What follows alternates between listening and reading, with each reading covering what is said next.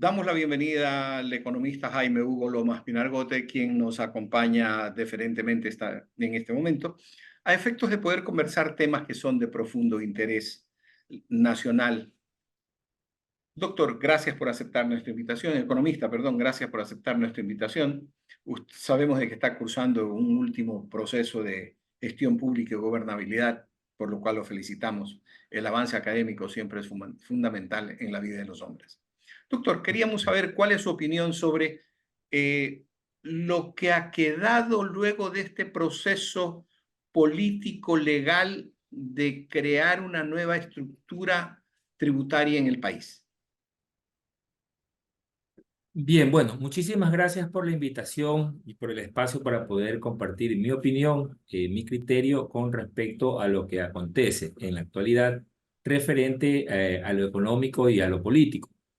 Personalmente, considero que en función a la situación en la que encontró el país el presidente Noboa y se decreta esta situación de guerra interna, eh, de conflicto interno, y considero que el escenario es un escenario que decide él abordarlo con toda la firmeza y determinación, pero para lo cual tiene él que enfrentar varios aspectos, entre esos un déficit de- del presupuesto general del Estado, que no solamente es para atender temas de seguridad, sino temas también en el ámbito social, en el ámbito de la salud y en muchos otros aspectos. Entonces tiene que él tener una herramienta para poder perfeccionar o aumentar su recaudación. Ante ello, él plantea el incremento del IVA y como un mecanismo para poder tener más recursos. Una breve interrupción, doctor. Sí, Eh, diga. el planteamiento que mandó el presidente Noboa era de incrementar temporalmente al 15 y definitivamente al 13 el IVA. Luego de ese dimes y diretes, quítate tú para ponerme yo que se dio en la Asamblea, en la que incrementaron un par de tributos más, etcétera. ¿Cómo mismo quedó el IVA? ¿Quedó en definitiva en el 13, solo en el 13, o el presidente ya goza de un IVA de 15%? No, todavía no. A ver, el presidente propone 15, la asamblea le dice que no. El presidente hace un veto parcial a lo que aprueba la asamblea, si mal no recuerdo, con 92, 95 votos. Regresa del presidente, el presidente hace el veto y les dice no.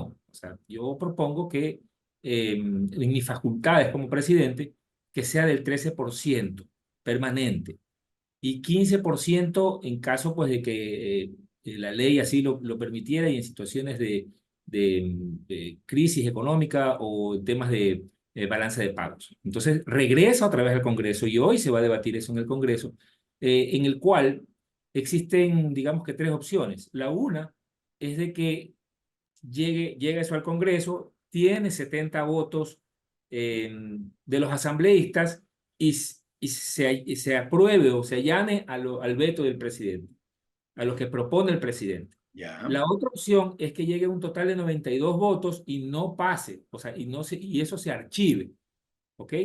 Y la otra opción es de que no se lleguen a los 70 votos, no se lleguen a los 92 votos y eso tácitamente ya por decreto de la ley pasa a aplicarse lo que el presidente propone. Ese es Son las tres opciones muy claras.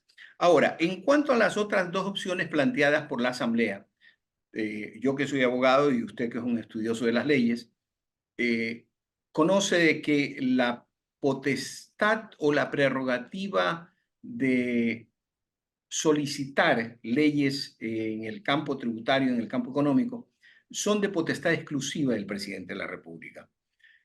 Ha habido una interpretación mediante la que se dice de que la Asamblea está en su realizó bien la obra porque el presidente prácticamente les delegó la posibilidad de plantear reformas económicas. ¿Usted estaría de acuerdo o no? Sí, yo considero que en este tipo de decisiones yo promuevo mucho el tema de la transparencia, promuevo mucho el tema de la sociabilización, de la participación. Entonces yo creo que mientras más involucrados estemos en el tema, en este caso, el Poder Ejecutivo y Legislativo, existe como una participación directa con respecto a las medidas que hay que tomar. O sea, viéndolo ya más desde el plano estratégico, más que del plano técnico u operativo. El éxito es de que todos participemos y de que finalmente podamos remar hacia un mismo objetivo.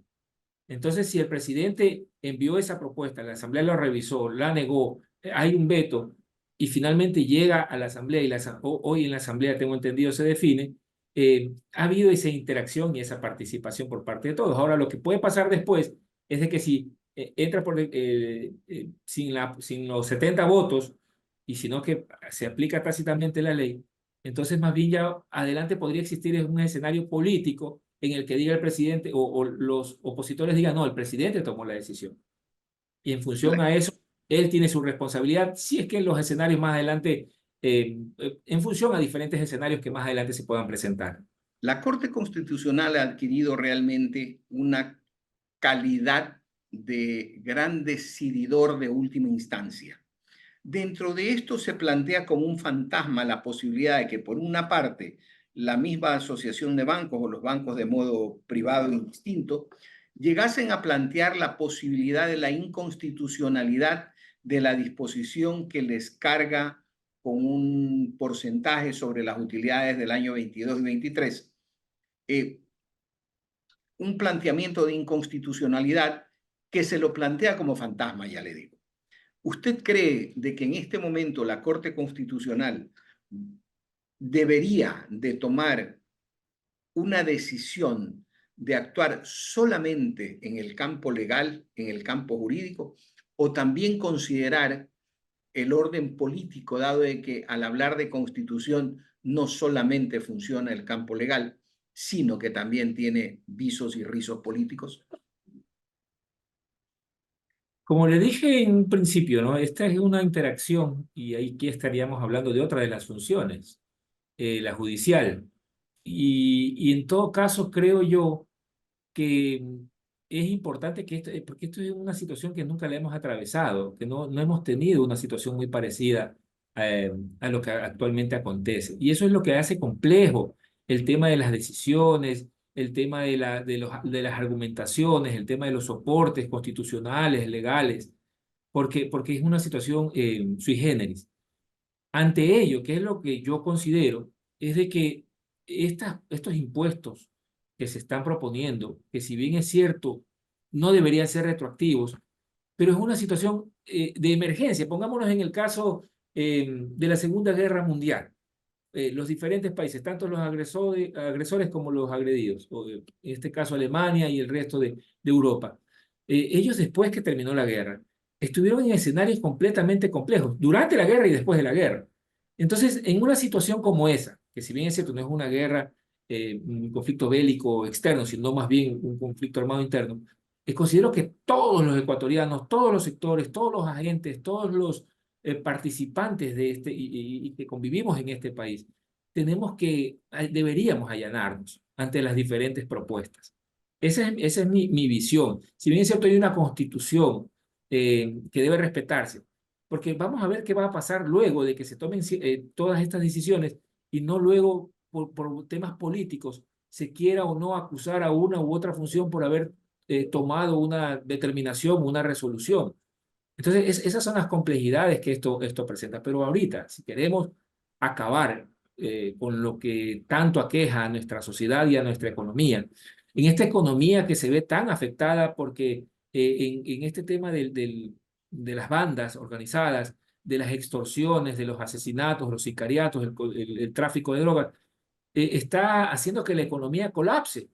Si bien es cierto, Claro, al año de hoy no estamos, ni siquiera hemos alcanzado el nivel del año 2019, que de por sí ya era un año en recesión.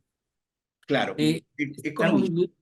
Sí, dígame. un tema político que salta en todo este problema de la guerra que tenemos es el apoyo y el auspicio que tenemos de los Estados Unidos.